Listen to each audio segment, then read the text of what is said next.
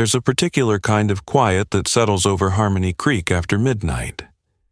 It's a heavy silence, thick as a blanket, muffling the world. I've always loved it. As sheriff, I don't just patrol this quiet, I'm its architect. My Ford Explorer hums along, its headlights slicing through a darkness I know by heart.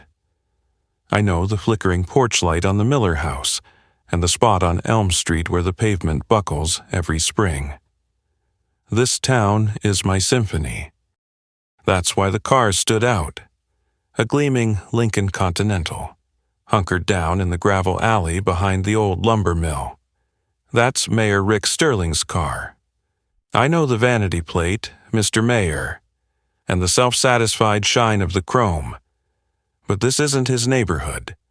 This is a place of ghosts and rust, a dead end where teenagers used to drink cheap beer before I put a stop to it. The sight of that car here, now, was a note played so far out of key it made my teeth ache. My training screamed at me to call it in, to flip on the floods and ask some pointed questions. But I killed the engine a block away instead, the silence rushing back in to fill the void. Something told me this wasn't official business. This was personal, even if I didn't know why yet. The crunch of my boots on the gravel was the only sound as I approached, my hand resting on the cold steel of my Glock, more out of habit than necessity. I felt like a trespasser in my own town. A single weak bulb burned inside the mill, its yellow light bleeding through a grime-caked window. It was just enough to see. Enough to make out two silhouettes against the far wall. They were close. Too close for a business meeting. Then one of them shifted. The woman, turning just enough for the light to catch the warm, chestnut color of her hair. It fell across the shoulders of a simple blue dress, the one I'd bought her for our anniversary last month. My world didn't explode. It simply collapsed, shrinking until it was nothing more than the dirty glass of that window pane. I saw my wife, Sarah, her hand on Mayor Sterling's chest. There was no fire, no surge of blood to my head, just a sudden, profound Arctic cold that settled deep in my bones. It was a cold that didn't numb. It clarified. In that single, silent moment, a new kind of law began to crystallize in my mind. One they had written, and one I would enforce. My hand dropped from my weapon. You don't need a gun for this kind of work. I stared at the two shadows, my two favorite citizens of Harmony Creek, and I felt the last of the warmth leave my body. Most men in my position would feel their heart break, but it wasn't my heart that broke. It was something far more dangerous. A promise. I didn't go home. The idea of that house, our bed, the air thick with her lies, it was unthinkable. It felt like a contaminated zone, and I had no intention of walking into the fallout. Instead, I drove to the one place that still made sense, the one place where order reigned supreme, the sheriff's department. The building was dark and silent, my deputies long since gone for the night. This was my kingdom, and its quiet felt clean, absolute. It didn't judge, it just was. My feet didn't take me to my office. They carried me down the worn wooden stairs to the basement, to the archives. The air grew cool and musty, thick with the scent of decaying paper and forgotten ink. This was the town's tomb, where decades of Harmony Creek's history were filed away in cardboard boxes and dusty metal cabinets. Most sheriffs avoided this place. They saw it as a graveyard of paperwork. I saw it as an armory. I wasn't here for evidence. I already had all the proof a man could ever need. I was here for a weapon, My fingers traced the faded labels on the shelves. Criminal records from the 50s. Property disputes from the Great Depression. The lives and sins of generations, all neatly categorized. I wasn't interested in a crime of passion. That was Sterling's style, not mine. His mess was loud, emotional, and sloppy. My response would be quiet, precise, and devastating. It would be an act of meticulous, procedural violence, something that couldn't be traced back to a broken heart, only to the letter of the law.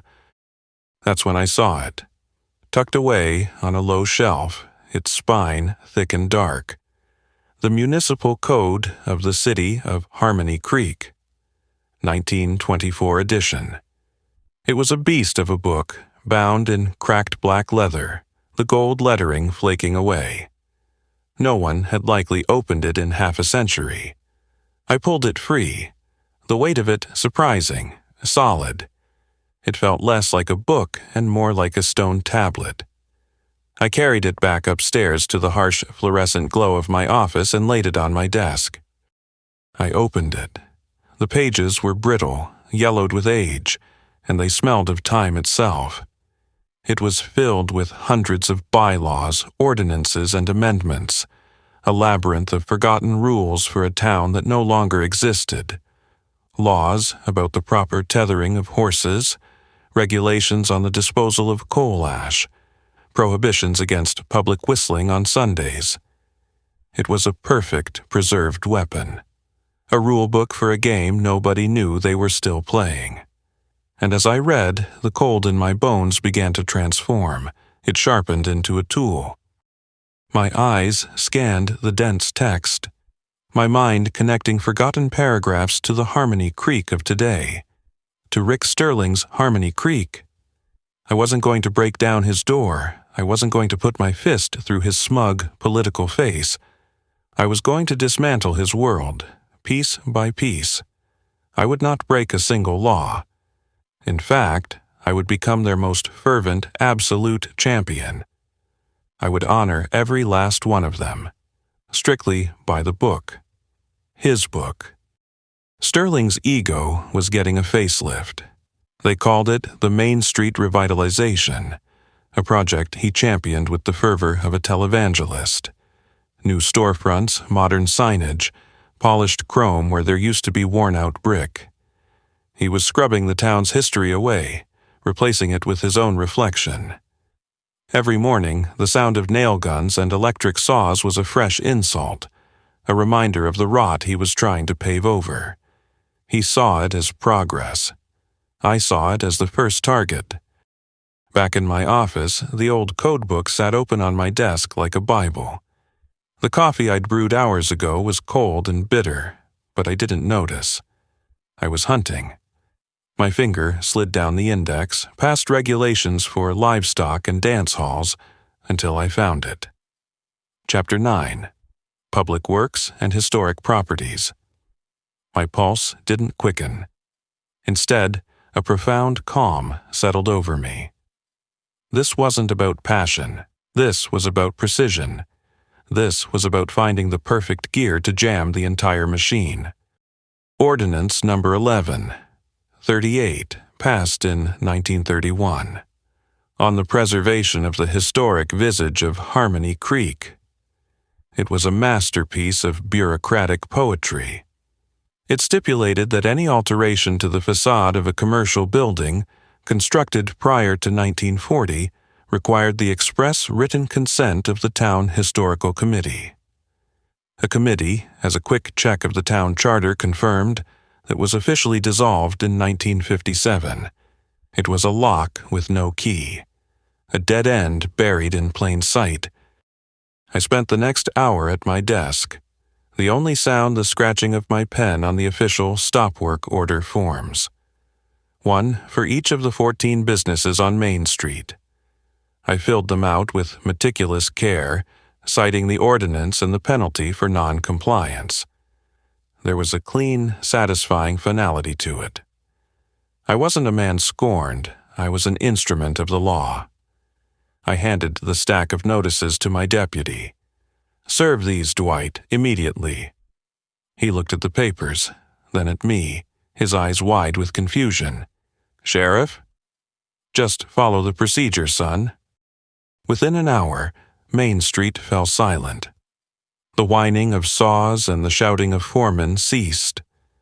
It was replaced by a new sound, the incessant, angry ringing of the phone at my dispatch. The shop owners who had bought into Sterling's vision of a brighter future were furious. They weren't calling me, not yet. They were calling their savior, the man who had made them all these promises. They were calling the mayor. I sat back in my chair, listening to the muffled chaos through my office door, and felt the first faint tremor of a collapsing world. His world.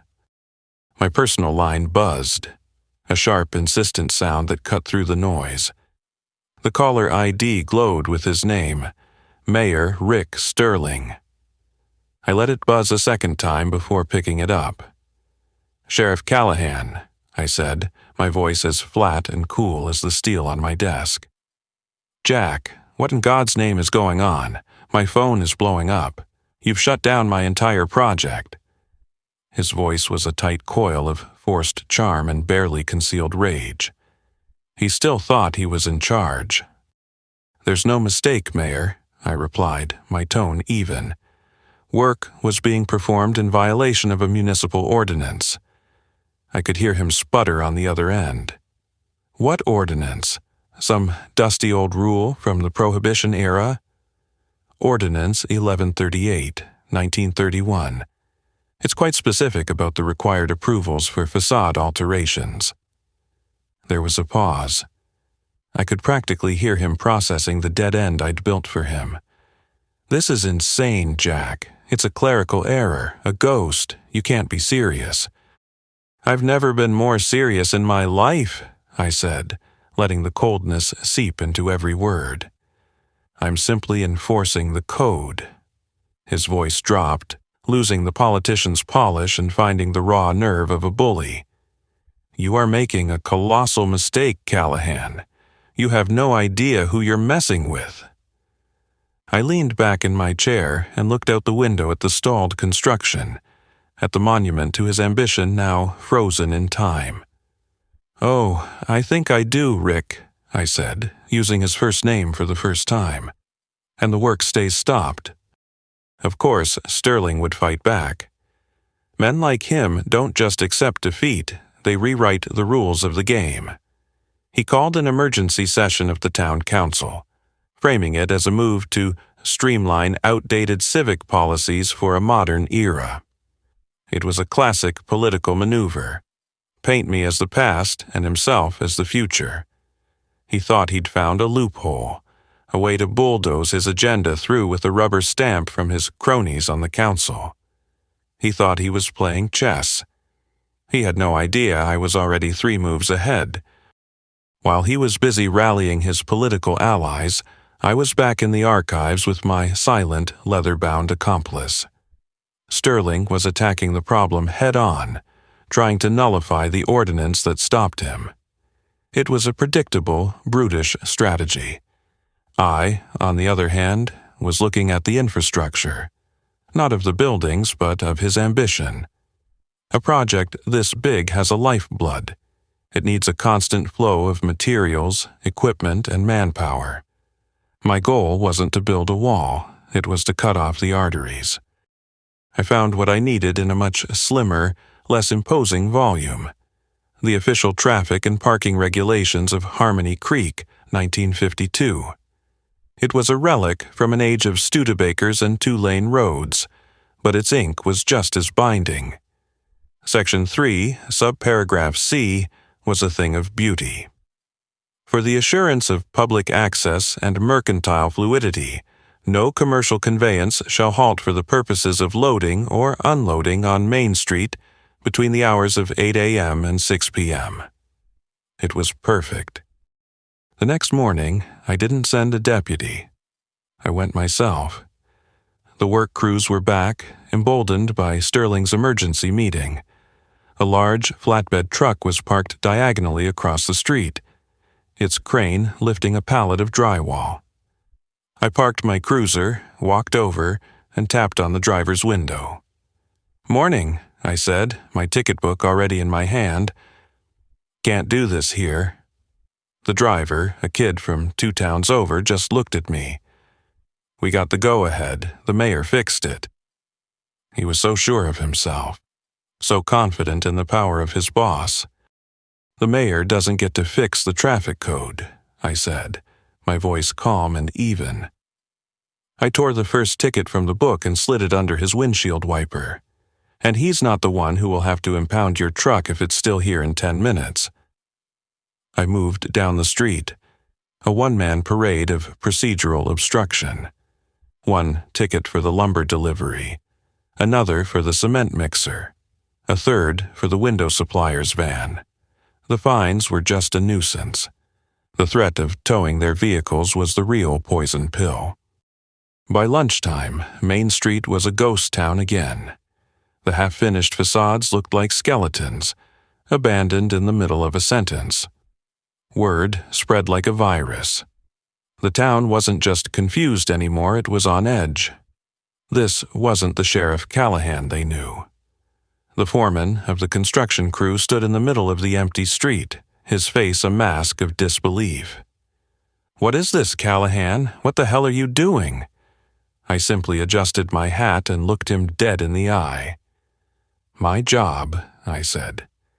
"Something the mayor should try sometime." I finally had to go home. The house felt like a stranger's territory, a meticulously crafted stage set for a life I no longer recognized. The air was thick with the scent of roasted chicken, a familiar comforting aroma that now turned my stomach. Sarah was in the kitchen, humming softly to a song on the radio. She turned as I walked in, a perfect smile already in place, the kind she reserved for town council meetings and nosy neighbors. It was a performance, and I was now the sole member of the audience. "You're late, honey," she said, her voice a warm, practiced melody. "Everything okay at the office?" She wiped her hands on her apron, the picture of domestic tranquility. A week ago, I would have seen my wife. Now I saw an accomplice. I saw the woman from the lumber mill, her hair catching the dim light. I saw the ghost of her hand on another man's chest. The disconnect between the image in front of me and the one burned into my memory was dizzying. It was a lie made of wood, plaster, and a home-cooked meal. We ate in a silence that was more like a vacuum, sucking the air out of the room. I moved the food around on my plate, the taste of ash in my mouth. She was the one who finally broke. She laid her fork down with a delicate click, her brow furrowed with a well-rehearsed concern. "Jack, can I ask you something?" she began, her tone gentle, probing. "Some of the ladies at the library were talking today about Main Street, about you." She was laying the groundwork, pretending this was about civic duty. "They're saying you're putting a lot of pressure on Rick," she continued, her eyes searching mine for a reaction. "He has so many wonderful plans for this town, Jack. The revitalization, it means a lot to him, to everyone." There it was. The defense of her lover, wrapped in the guise of community spirit. For a moment, the Arctic cold inside me threatened to flash into a white-hot rage. I could have flipped the table. I could have told her what I saw, but that would have been a messy, emotional, human thing to do. That wasn't the plan.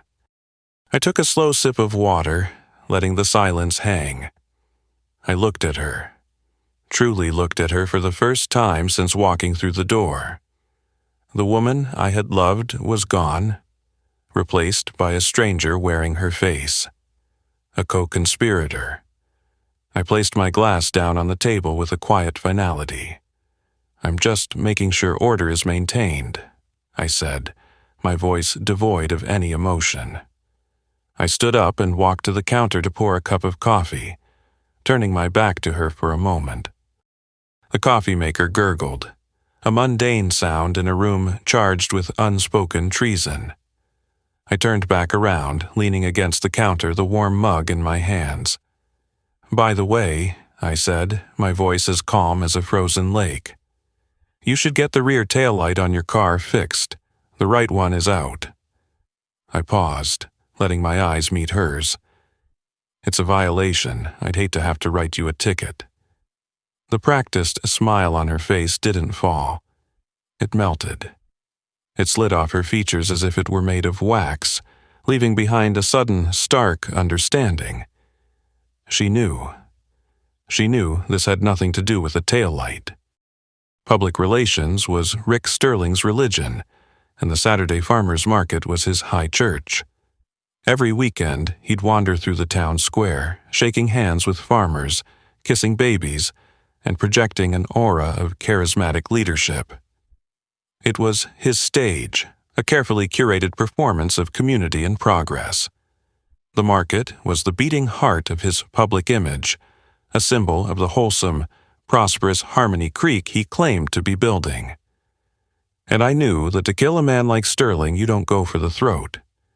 You go for the heart. My nights were now spent in the dusty embrace of the archives, poring over forgotten statutes while the town slept. I wasn't just looking for rules, I was looking for choke points. I found the perfect one in the 1947 Public Health and Sanitation Code, a relic from an era of paranoia about germs and spoilage. It stated, in no uncertain terms, that any vendor selling perishable foodstuffs in an open-air environment must possess two things: a mechanically refrigerated icebox of an approved and certified design, and a valid certificate attesting to the potable purity of their water source. It was archaic, impossible, and utterly beautiful. I arrived at the market just after 10 in full uniform. The sun was bright, a folk singer was strumming a guitar on a small stage, and the air smelled of fresh bread and kettle corn. The illusion of peace was perfect. My presence was an immediate tear in the fabric. Conversations faltered as I walked past. I started with old Mrs. Gable's pie stand. She'd been selling her apple pies here for 30 years. "Morning, Martha," I said, my voice gentle. "I'm sorry, but I have to see your sanitation certificates." She just stared at me, her smile faltering. "My what, Jack?" "Your certificate of water purity and the inspection seal on your refrigeration unit," I explained, my tone matter of fact. "It's in the code." Her confusion turned to indignation, but I was already moving on. The cheese guy didn't have one. Neither did the farmer selling organic eggs or the family with fresh-pressed cider. One by one, I politely and regretfully informed them that they were in violation of the town's sanitary code and would have to cease sales immediately. I wasn't angry. I wasn't aggressive. I was just a man, doing his job, and that was the most terrifying thing of all. The music had stopped. A crowd was gathering, a low murmur of anger and disbelief rippling through them. That's when Sterling descended from his throne. He came striding through the chaos, his face a mask of practiced concern. "Jack, what seems to be the trouble here? These are our friends and neighbors." He placed a hand on my shoulder, an attempt to project control, to show everyone that he was handling the situation. I didn't shrug it off. I simply turned to face him, letting the crowd see us both. "No trouble, Mayor," I said, my voice carrying in the sudden silence, "just ensuring our vendors are compliant with the 1947 Health Code. Public safety is my top priority after all." His smile tightened at the corners. He knew I had him. He couldn't argue against public safety in a public square. He looked at the angry faces of the farmers, his most loyal constituents, now looking to him for a solution he didn't have.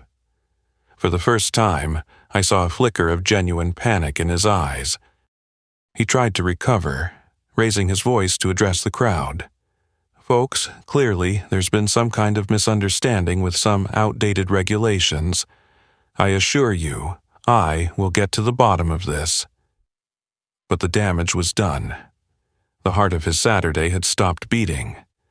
I had turned his greatest PR tool into a scene of bureaucratic failure, and I'd used his own laws to do it. As I walked back to my cruiser, leaving him to manage the fallout, I knew his approval rating wasn't just dropping. It was bleeding out on the cobblestones of the town square. A wounded animal is a dangerous animal, and I had wounded Rick Sterling's pride. He needed a win, something big to distract from the debacles on Main Street and in the town square. He found it in Harmony Glen Estates, an exclusive development of luxury cottages on the wooded hills at the edge of town. It was his magnum opus, funded by a Boston real estate mogul who saw our quiet corner of Vermont as his personal piggy bank. It was a monument to Sterling's ambition, and I knew its foundation had to be built on something rotten. My nights became a ritual of dust and silence. While the town slept, I was in the archives, surrounded by the ghosts of surveyors and town clerks. I wasn't looking through legal codes anymore. I was looking for something more fundamental, something written not in ink but in the earth itself.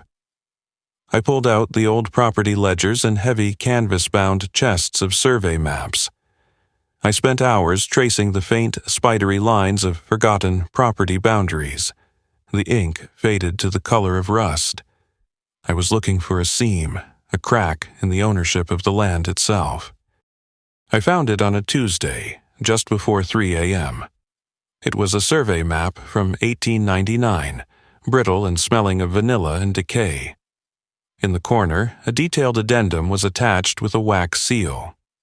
It was a copy of the Great Land Act, a local ordinance passed to settle a dispute between two founding families. It clearly delineated the parcels of land, including a wide 20-acre swath that cut directly through the proposed development. And beside that swath, a single glorious sentence said, "Parcel shall remain in perpetuity a common pasture for the free grazing of residents' livestock." The next morning, I drove out to the construction site at dawn. The bulldozers were already there, their diesel engines rumbling, ready to tear another scar into the hillside. I didn't say a word to the crew. I took a hammer and a stack of freshly printed signs from my trunk. I walked the old boundary line from the map, my boots sinking into the soft earth. One by one, I hammered the signs into the ground. Town property, public pasture land. No trespassing per the Great Land Act of 1899. They stood there, stark and white against the green, an army of silent legal soldiers. The project didn't just stop. It seized. A multi-million-dollar development was brought to its knees by the ghost of a 100-year-old cow pasture. I didn't have to wait for the investor's call from Boston. I knew he wouldn't waste his time on a small-town sheriff. He would aim his fury directly at the man who had guaranteed him a smooth ride. My phone rang just after noon. The name on the screen glowed with an angry red light. I let it ring 3 times before I answered, just to let the pressure build. "Callahan!" The name was a gunshot, an explosion of pure, distilled rage. There was no greeting, no preamble. "You son of a bitch! Do you have any idea what you've done? My investor is threatening to pull out, to sue me, to sue the whole goddamn town." I held the phone an inch from my ear, listening to him shred his own vocal cords. He threw every threat he could think of at me, my job, my pension, my reputation. He was a drowning man, flailing wildly and trying to pull me under with him. I waited until he had exhausted himself, his frantic threats devolving into ragged gasps for air. The silence that followed was heavy with his impotence. "Are you finished, Mayor?" I asked, my voice as calm and steady as the ticking of the clock on my wall. He started to sputter again, another wave of fury building, but I cut him off. "If you have a formal complaint about my enforcement of the town's established land acts, I suggest you submit it in writing to my office." I paused for a beat. That is the proper procedure, after all. Then I hung up. Every empire has its feast days, its grand celebrations of power. In Harmony Creek, that celebration was the annual Founders' Day Ball.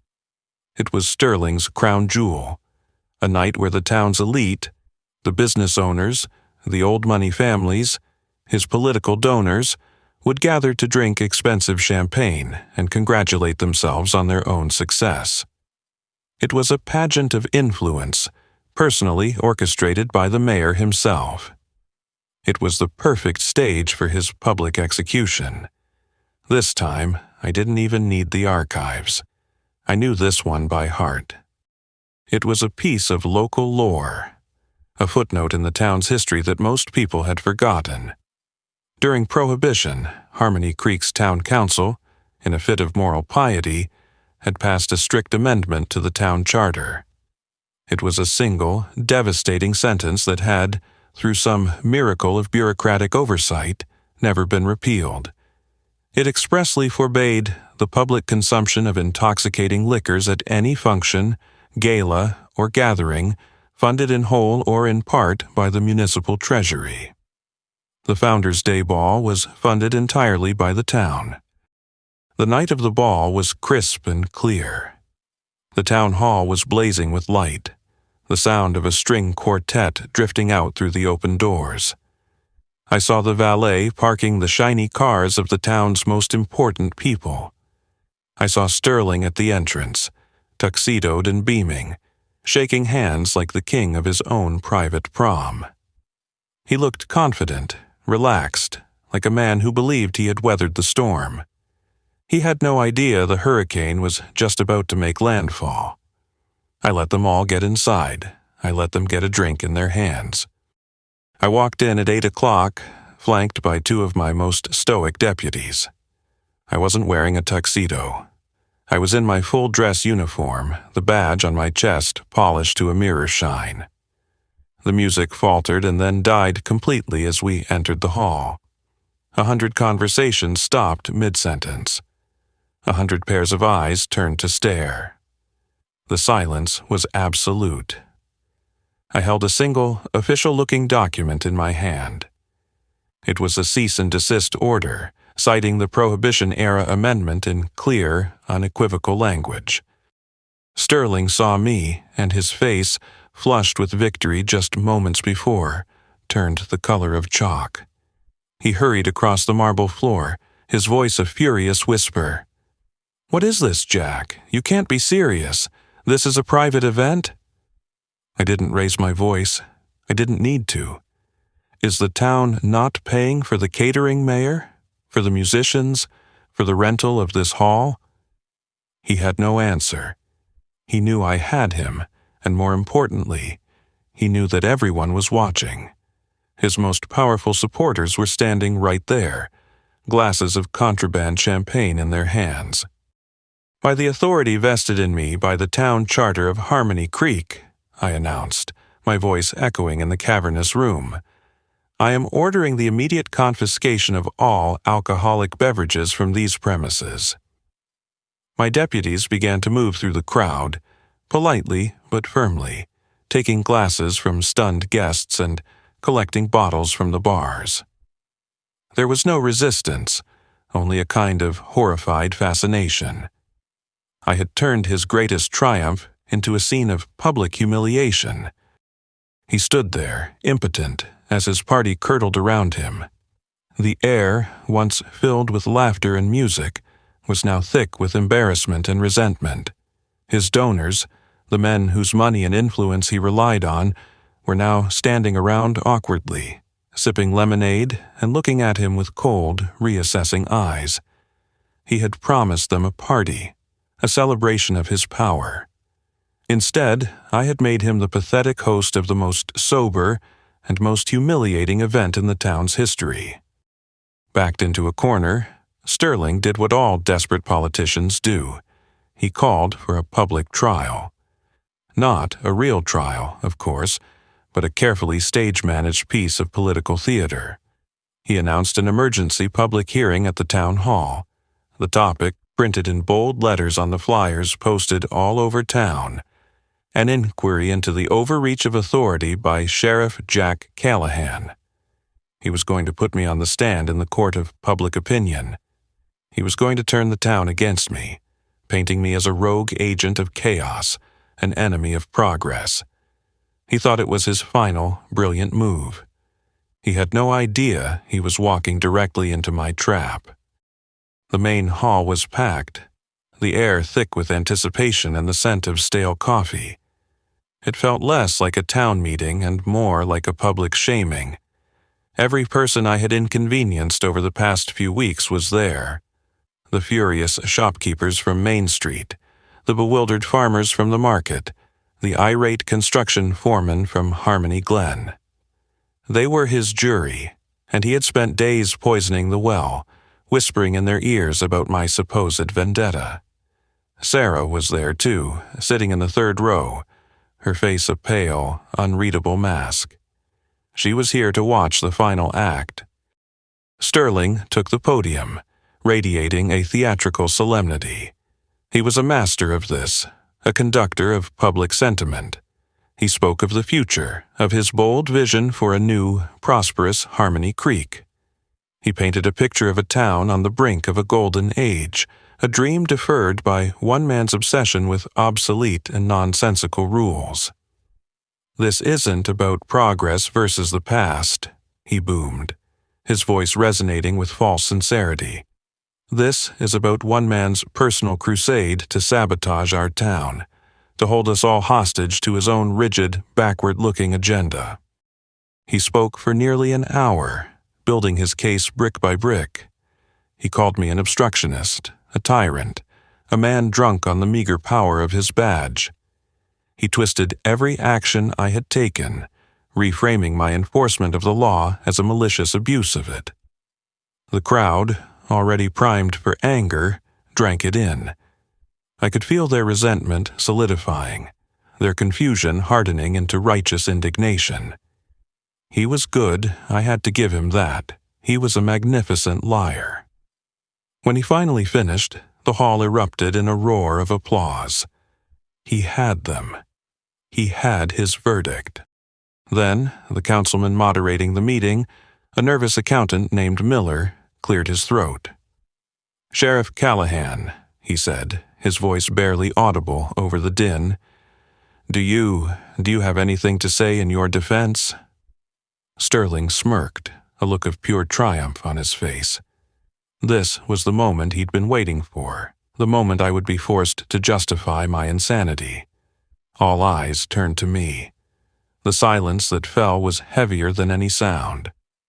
I stood up, walked slowly to the podium, and placed a single, heavy, leather-bound book on the lectern in front of me. I didn't look at the crowd. I looked directly at him. I let the silence stretch, letting the weight of their collective anger press in on me. Sterling was still smiling, that confident, predatory smile of a man who knows he has won. I opened the old code book, its pages crackling in the quiet hall. I didn't defend myself. I didn't plead my case. I simply stated the facts, my voice calm and measured, a stark contrast to Sterling's impassioned theatrics.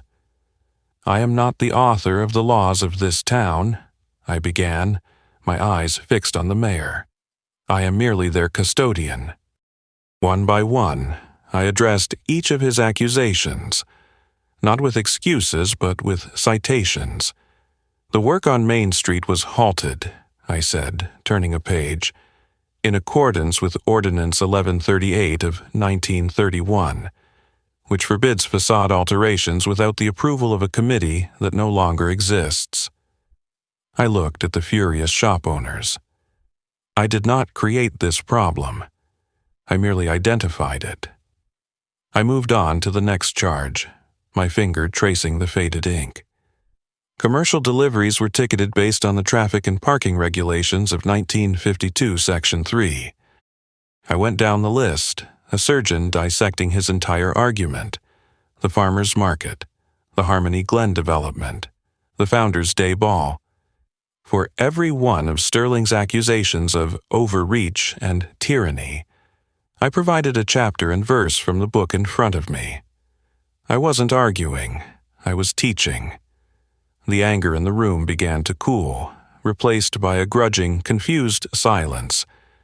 They were beginning to understand. I wasn't a rogue sheriff on a power trip. I was something far more dangerous. A man who simply followed the rules.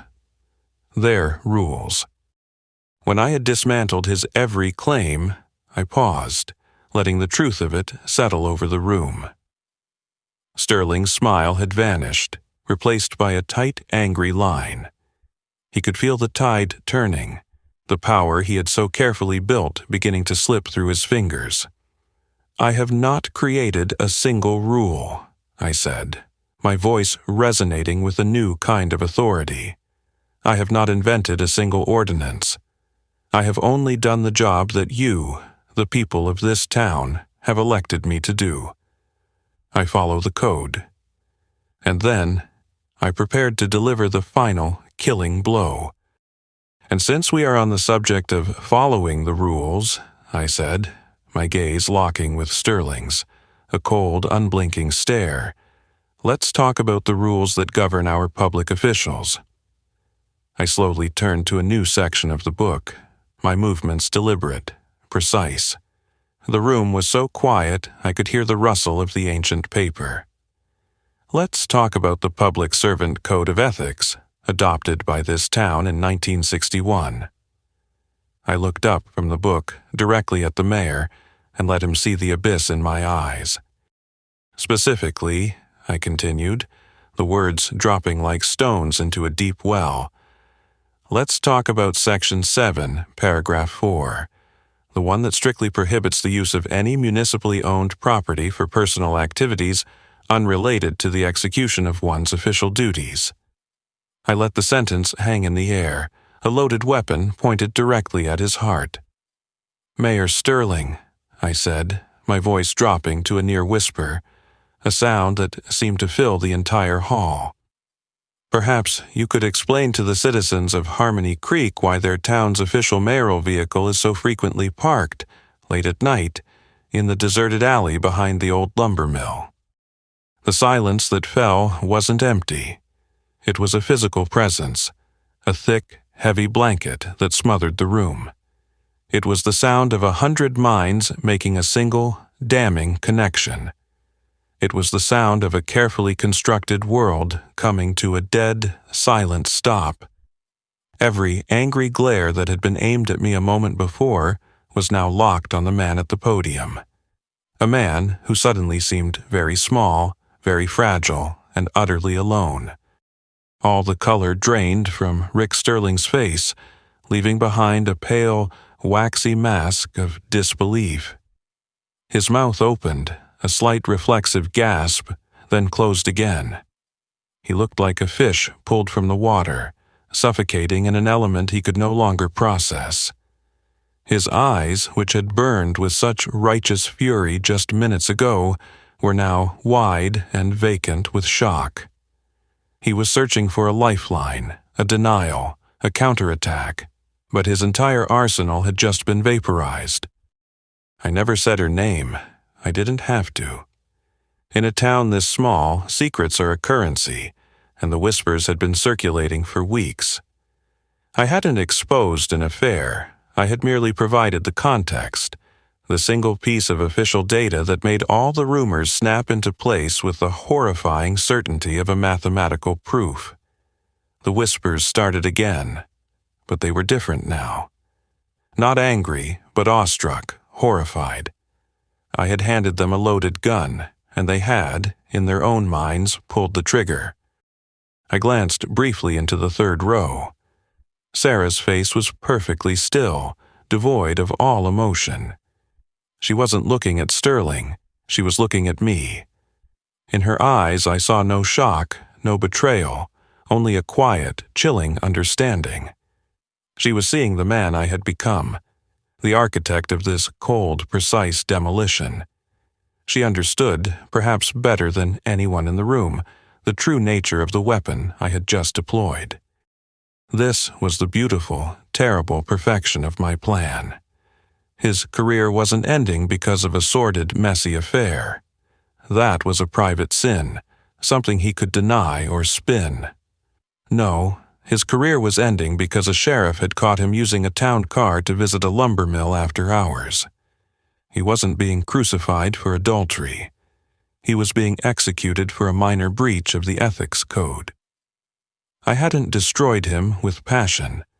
I had dismantled him with procedure. He tried to speak again, his hand gripping the lectern so hard his knuckles were white. A choked, rasping sound was all that came out. His power, his charisma, his very voice had been stripped from him. He was just a man in a suit, exposed and humiliated before the very people he had ruled. The town councilman, Miller, just stared, his mouth agape. The hearing was over. Justice, in its own cold and methodical way, had been served. I closed the heavy code book. The sound of the cover thudding shut was like a judge's gavel in the dead silence. It was the only sound in the room. I didn't need to say another word. I turned, my back to the wreckage of his life, and walked down the center aisle. The crowd parted for me as if I were a ghost. I didn't look at any of them. I pushed open the heavy doors of the town hall and walked out into the cold night air, leaving him to be devoured by the silence I had made. The drive home was a journey through a vacuum. The adrenaline from the town hall had evaporated, leaving behind a profound and unsettling quiet. The streets of Harmony Creek were just streets again, the houses just houses. The town I had reshaped in my own image now felt alien, a landscape scrubbed clean of all meaning. When I turned onto my own street, I saw a single light burning in the kitchen window. It wasn't a welcome. It was a vigil. She was waiting. She was sitting at the kitchen table, perfectly still. A single suitcase stood by the back door, a silent, unassailable witness. She wasn't crying. Her eyes were dry, her expression unreadable. She looked like a stranger I had met once, long ago. The air between us was thick with the ghosts of unspoken words, of a life that had just been officially pronounced dead. The house felt as big and empty as a cathedral, and we were its last two parishioners attending a funeral. "I heard everything," she said, her voice quiet but clear, cutting through the silence. They streamed the whole meeting online. She didn't look at me, but at her own hands, resting on the polished wood of the table. We sat there for a long moment, the only sound the hum of the refrigerator, a mundane machine indifferent to the wreckage of our lives. The silence wasn't awkward. It was final. It was the sound of an ending. "You destroyed him, Jack," she finally said, the words carrying no accusation, only a simple, devastating statement of fact. My own voice sounded hollow in my ears, a stranger's voice reciting a familiar, meaningless line. "He broke the law," I said. It was the foundation of my entire world, the rock on which I had built this victory. I expected her to argue, to defend him, to rage. She did none of those things. She shook her head slowly, a barely perceptible movement. "No," she said, and for the first time she lifted her eyes to meet mine. There was no anger in them, no sadness. There was only a terrible, soul-deep clarity. "That's not what you did." She paused, letting the words gather weight. "You destroyed him in the one way you couldn't destroy me, methodically, without a trace of emotion." Her voice was steady, a surgeon's assessment of a fatal wound. "You did it," she continued, her gaze unwavering, "strictly by the book." She stood then, the movement fluid and final. She walked to the table, took her house keys from her pocket, and placed them gently on the polished surface. The small metallic sound was louder than a gunshot. She picked up her suitcase and walked to the door without a backward glance. The door clicked shut behind her, a sound of absolute finality. I was alone. I had won. But the victory had left my home as silent and empty as the dusty archives where it was born. A year has passed. Rick Sterling is gone, a ghost who vanished the week after the hearing. He's a cautionary tale now, a name parents whispered to their children. We have a new mayor, a retired history teacher named Eleanor Vance. Her first official act was to form a committee to review, revise, and repeal the town's archaic ordinances. She's methodically dismantling the very arsenal I used to win the war. The irony is not lost on me. It's a quiet, constant hum beneath the surface of my days. Sarah lives in another state, closer to her sister.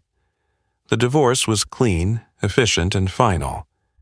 2 lawyers exchanged paperwork, and a judge I'd never met signed a piece of paper that erased 20 years of my life. There were no fights, no shouting matches, just a quiet, orderly dissolution.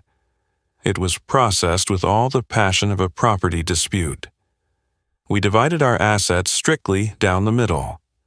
It was only fair. It was according to the rules. I am still the sheriff of Harmony Creek. The town is more orderly than it has ever been. People respect me now, but it's the kind of respect you give to a coiled snake. It's a respect born of fear. I am no longer just Jack Callahan, a neighbor, a husband. I am a symbol of an unbending, unforgiving law. I am the man who brought down a mayor with a forgotten paragraph. I am a walking, breathing statue of a consequence, and people keep their distance. My nights are the same. I patrol the quiet streets, my headlights cutting through a darkness I am now solely responsible for.